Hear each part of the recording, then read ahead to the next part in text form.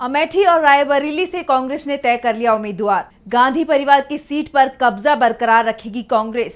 Sonia Gandhi Raebareli seat से चुनाव लड़ने से कर चुकी हैं इनकार। अमेठी और रायबरेली सीट पर अब तक कांग्रेस ने घोषित नहीं किए उम्मीदवार। यूपी में कांग्रेस ने अमेठी और रायबरेली की सीट को छोड़कर बाकी की सभी सीटों पर अपने उम्मीदवार घोषित कर दिए हैं। यूपी में कांग्रेस सपा के साथ गठबंधन में है और इस गठबंधन में कांग्रेस 17 सीटों पर चुनाव लड़ रही है। वैसे सभी की नजरें पहले ही दिन से अमेठी और रायबरेली की सीट पर टिकी हुई थी। 2019 के चुनाव में राहुल गांधी अमेठी से चुनाव हार गए थे। उन्हें बीजेपी की स्मृति ईरानी ने चुनाव में हराया था, जबकि रायबरेली की सीट सोनिया गांधी बड़े मार्जिन से जीतने में कामयाब रही थी। लेकिन स्वास्थ्य कारणों के चलते उन्होंने इस बार लोकसभा चुनाव लड़ने से इनकार कर दिया।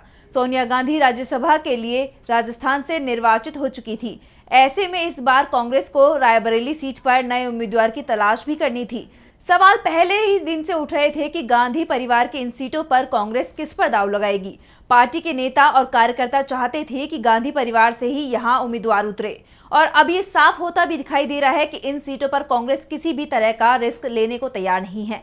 कांग्रेस से साफ संकेत मिल रहे हैं कि पार्टी ने राहुल गांधी को अमेठी से और प्रियंका गांधी को रायबरेली से उतारने की तैयारी कर ली है। और सबसे बड़ी बात यह कि दोनों ने ही चुनाव मैदान में उतरने के संकेत भी दे दिए हैं। अमेठी से राहुल गांधी अपनी खोई जमीन वापस पाने की कोशिश में लोकसभा चुनाव लड़ सकते हैं। वहीं रायबरेली से सोनिया गांधी के कदम वापस खींचने के ऐलान के बाद प्रियंका गांधी जीत बरकरार रखने के लिए चुनाव लड़ेंगी और इसके साफ साफ संकेत अब मिलने लगे हैं। इसका संकेत कांग्रेस महासचिव जयराम रमेश ने भी दिया है। जब उनसे अमेठी और रायबरेली सीट को लेकर सवाल किया गया तो उन्होंने कहा कि राहुल गांधी कह चुके हैं कि उम्मीदवारों के संबंध में कांग्रेस चुनाव समिति फैसला करेगी और हम लोग चाहते हैं राहुल और प्रियंका गांधी अमेठी रायबरेली से चुनाव लड़ें। ऐसा ही कांग्रेस संगठन भी चाहता है। हमें उम्मीद है कि वो यहां से चुनाव लड़ेंगे। पूर्व केंद्रीय मंत्री और गांधी परिवार के करीबी ए.के. एंटनी ने भी अमेठी और रायबरेली लोकसभा सीटों पर कांग्रेस उम्मीदवारों पर बात रखी। ए.के. एंटनी ने कहा कि अमेठी और रायबरेली को लेकर कयास लगाए जाने की जरूरत नहीं है, पार्टी के फैसले का इंतजार करें। ये साफ है कि गांधी परिवार का सदस्य यूपी में जरूर चुनाव मैदान में दिखाई देगा। दरअसल अमेठी और रायबरेली सीट पर 5वें चरण में 19 मई को वोटिंग होनी है। नामांकन प्रक्रिया 26 अप्रैल से शुरू होगी।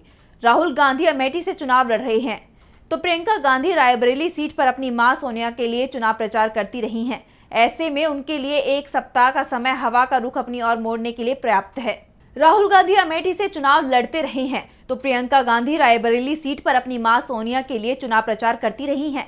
ऐसे में उनके लिए एक सप्ताह का समय भी हवा का रुख अपनी तरफ मोड़ने के लिए पर्याप्त है। दरअसल कांग्रेस की सबसे बड़ी चिंता वायनाड सीट को लेकर है। राहुल गांधी 2019 में वायनाड सीट से 4 लाख से ज्यादा वोटों से चुनाव जीते थे। उन्हें 64% से ज्यादा वोट मिले थे और इस बार कांग्रेस जीत के अंतर को 5 लाख के ऊपर ले जाने की कोशिश में जुटी हुई है। वायनाड सीट पर 26 अप्रैल को वोटिंग होनी है। अगर राहुल गांधी के अमेठी से चुनाव लड़ने का ऐलान वोटिंग से पहले किया जाता है तो विरोधी दल इसे लेकर राहुल गांधी के खिलाफ अभियान शुरू कर सकते हैं और इसी के चलते अमेठी और रायबरेली सीट पर कांग्रेस ने उम्मीदवारों के नाम का ऐलान नहीं किया है। कांग्रेस नेताओं ने साफ संकेत दिए हैं कि अगर राहुल गांधी अमेठी से चुनाव नहीं लड़ रहे होते तो अब तक पार्टी की तरफ से उम्मीदवार के नाम का ऐलान कर दिया जाता है। चुनाव राहुल गांधी को ही लड़ना है और अमेठी में अब इसकी तैयारी भी शुरू कर दी गई है। वैसे भी इस बार राहुल गांधी को अमेठी में ज्यादा प्रचार की भी जरूरत नहीं पड़ेगी। वो नामांकन कर देंगे, बाकी का काम अमेठी में कांग्रेस के कार्यकर्ता खुद कर देंगे। कांग्रेस की तरफ से साफ संकेत दिए गए हैं कि वायनाड सीट पर वोटिंग प्रक्रिया शुरू होते ही अमेठी और रायबरेली सीट पर कांग्रेस की तरफ से उम्मीदवारों के नामों का ऐलान कर दिया जाएगा।